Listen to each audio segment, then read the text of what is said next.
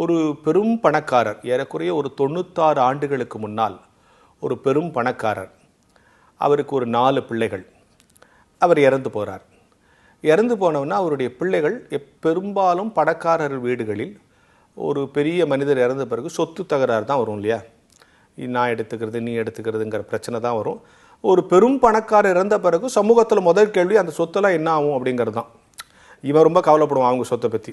இவன் என்னமோ போய் பிரித்து கொடுக்குற மாதிரி இருக்கும் இல்லையா? இது இயல்பு.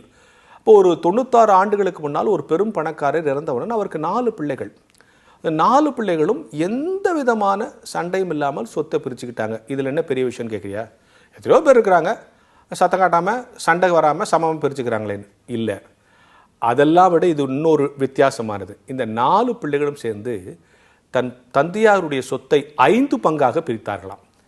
இப்போ 4 பேர் இருக்கும்போது எதுக்கு 5 பங்காக பிரித்தாங்க? அந்த 5வது பங்கை